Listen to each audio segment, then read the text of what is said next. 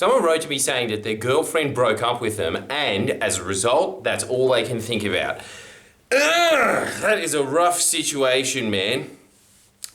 Normally I'd make fun of you in some way, but I don't think that is...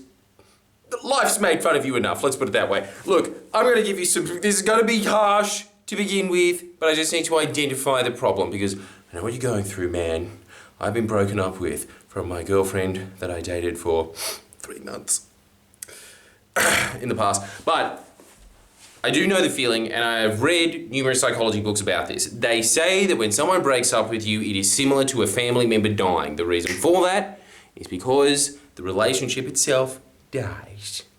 That's what you need to understand about every dynamic that you are ever in with somebody else. There is 3 people in the relationship.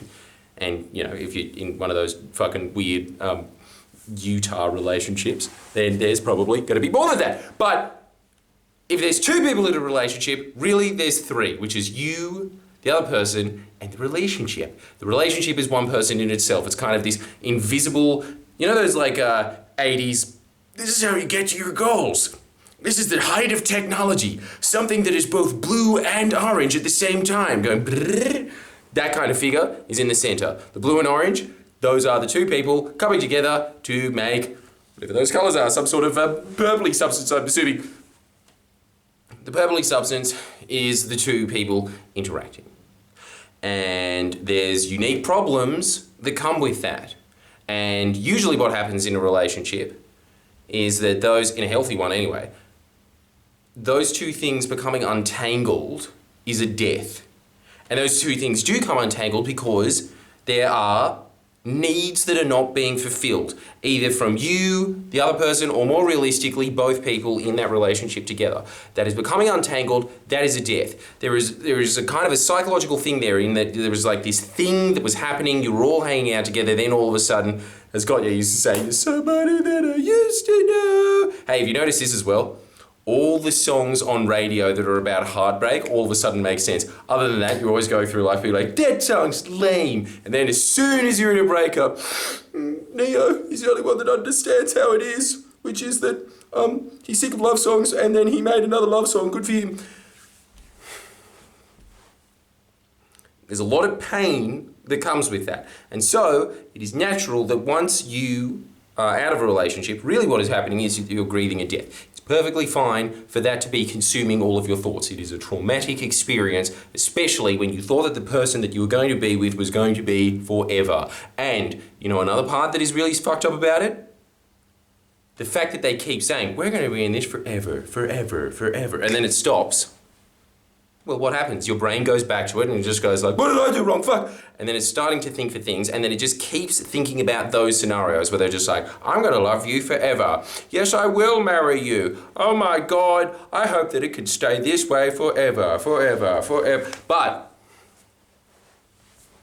as time goes on, certain things that the other person had, usually because when you go into a relationship, you have a downloaded image.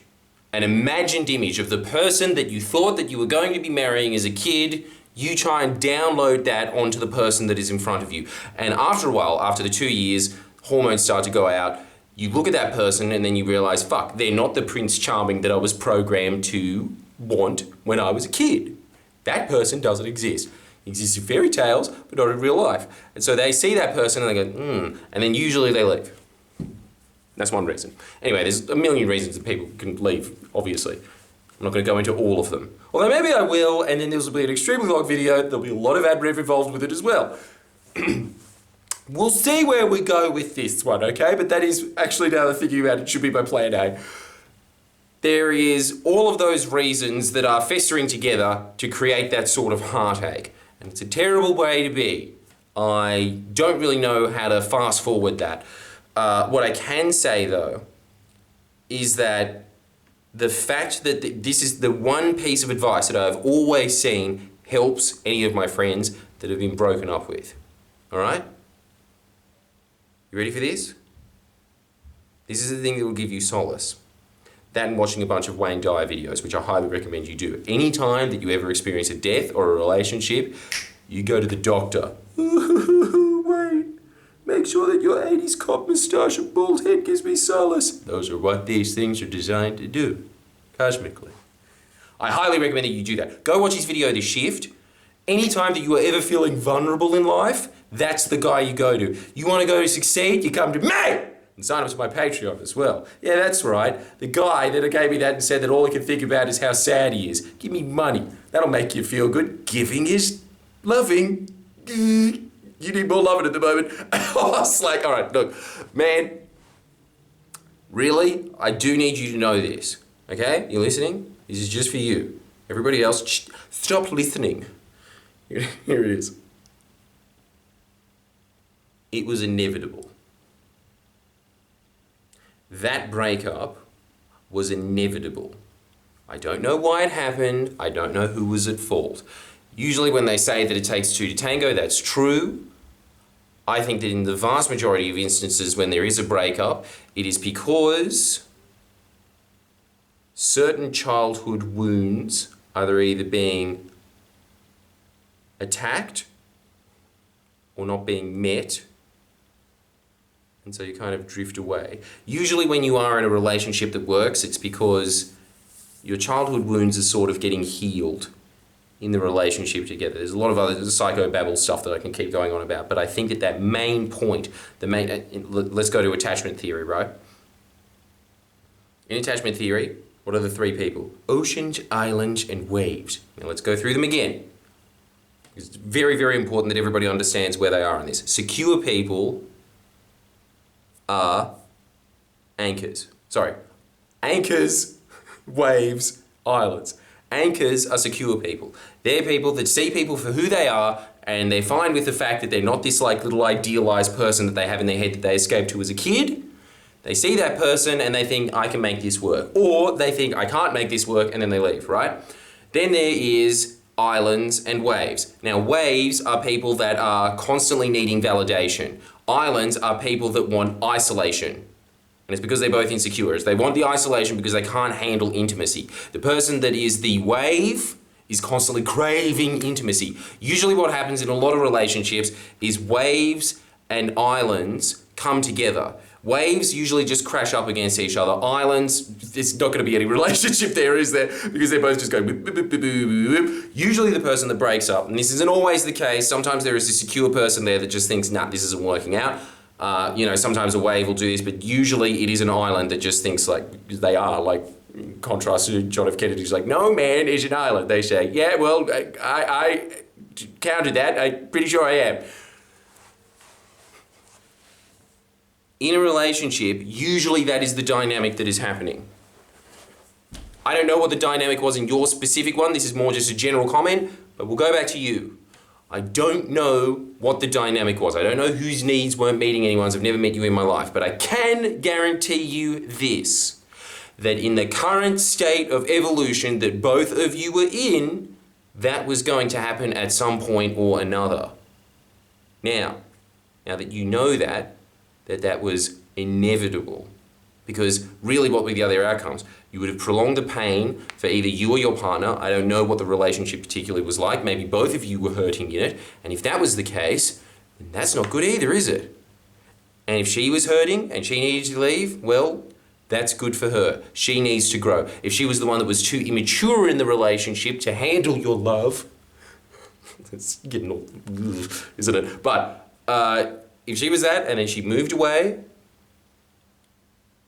then that was inevitable as well. And I don't know how long that your grievance is going to last, and if it just keeps going and then it just turns into a depression or a slump in your life, and that is something that you need to correct yourself. The period that you're in now, the only thing that I can guarantee will help is watching a shitload of Wayne Dyer, but at the end of it, just understand that that was the Dharma of the relationship. At some point, it was going to end. The alternative is that it kept going and the relationship died and you both lived in a zombie-like state where you were both thinking, fuck, who's gonna pull the trigger? You know? You don't want to be in that situation either. That is worse. The half-life is worse than the death. You know the crossy thing? I think the survivors would envy the dead. That'd be you. So the fact that that stopped The fact that that ended, that's great. Because it also, as Tony Robbins always says, when we succeed, we party. When we fail, we ponder. The fact that you have failed will make you ponder your faults. And it'll also make you look back on the relationship and think, fuck, maybe it wasn't actually that good to begin with. Now you're just kind of in rose-colored tints. I don't know how long it lasted. Usually if you're like that broken about it, it actually did happen in the first 18 months where the endorphins are still there. But if that is the case, that you are in this sort of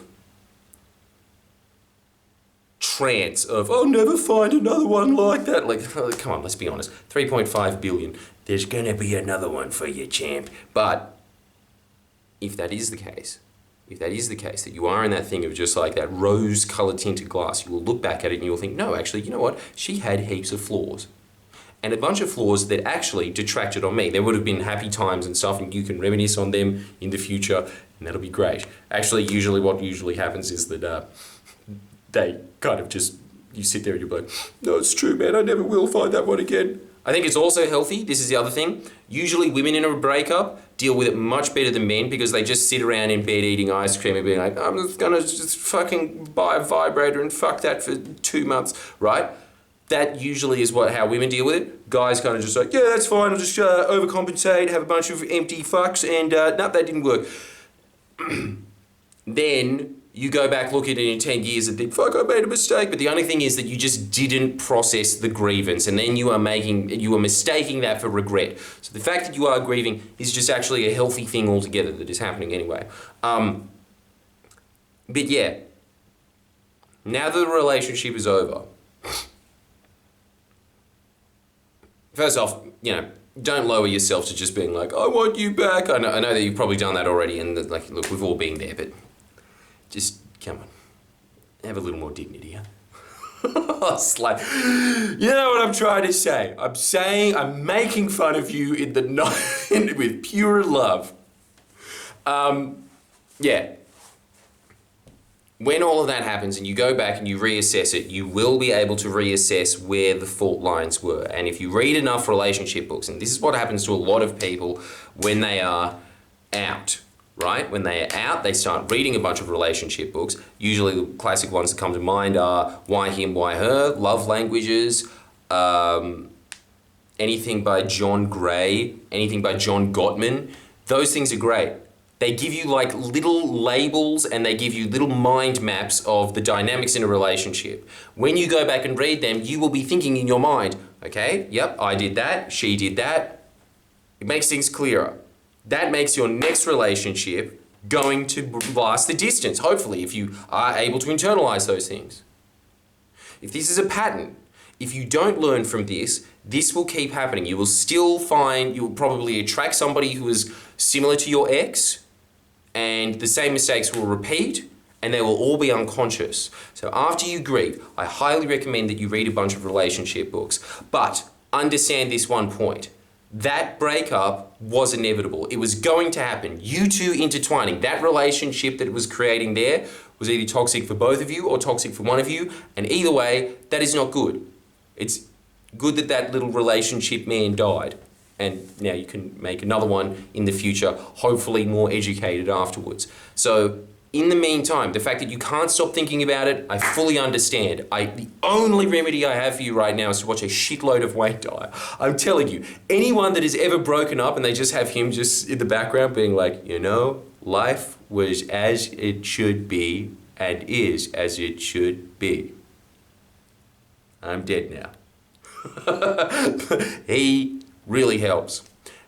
Now, how can you help? You can help yourself by signing up to Jordan Shanks. If you do sign up to Jordan Shanks, you will get heaps of other videos. And you know what? I do keep some of my best videos, you can ask people that are signed up there, for the Patreon. In fact, I'm announcing in this one, sorry to use your pain to make all these little cheap ads at the end, but I'm upping the level of videos that I give out on Jordan Shanks to 2 videos a week. If you want to get to that, you have to get up to the next level of membership. And if you do get up to the next level of membership, that's where I'm going to be keeping my gold stuff. I will be putting in the videos that I think are just the absolute absolute essence, the barest of essence of how to get the most out of your day, how to get the most out of your relationships, how to get the most out of health, wellness, and all that other shit. That's going to be there, all right? So make sure that you sign up. And for you, buddy, honestly, I do really think this. This is your action plan. You just write this down for when a breakup happens, right? Wayne Dyer. Then, when you have time, you reflect with a bunch of relationship books. They will give you a bunch of dynamics of how these things work. The thing that is very, very helpful is understanding your inner child, because the way that you were raised is how you are going to see the opposite sex. The way that your mum raised you is how you are going to see women. The way that your dad raised you, if you're a woman, is how you're going to see men. And then you will be trying to repeat that relationship over and over again and correct those mistakes. This is all advanced stuff, but for now, just please understand this one point. You, in the way that you are today, is not your fault. The fact that she is rejecting you, she is not really rejecting you. What is really happening there, a much more accurate definition of what is happening, is that her dad had raised her to see men in a certain way. You did not match that. You were raised by your mum, and so you see women in a certain way, and she was not that type of woman, right? What really happened there is that both of you went in with these kind of rose-colored tinted pre-programmed glasses, and eventually hers faded just a little bit quicker than yours. I don't know why. Maybe she had experience with other relationships. Who knows? Who knows why? But that is the dynamic that is really happening there, okay? So it isn't you. It isn't you. It's kind of just the preconditioning that happened before that she was rejecting. I know that you feel personally rejected. You shouldn't. And the other thing is, you almost certainly will look back at this 5 years from now. The fact that you are watching this channel as well, the fact that you are watching self-development, you are going to be a much better person in 5 years' time. Even if she's slightly better than you at the moment and thinks like, fuck him, and then just leaves. In 5 years' time, even if she was correct, she won't be correct in 5 years. It is purely because you are working on yourself. I don't know anything about her, but I would imagine, because 99.9% of the population don't, that she isn't. And she will be a worse person in 5 years. You will be better. You will be a catch. And you will be a catch if you work on yourself. Okay, see you next week. Or whenever. Just become a member. Links in the description. Like the video, subscribe, share it around to a friend whose heart is broken. I cannot guarantee you, I can guarantee you that I would have been the most empathetic person on YouTube to get advice from. All right, see you around.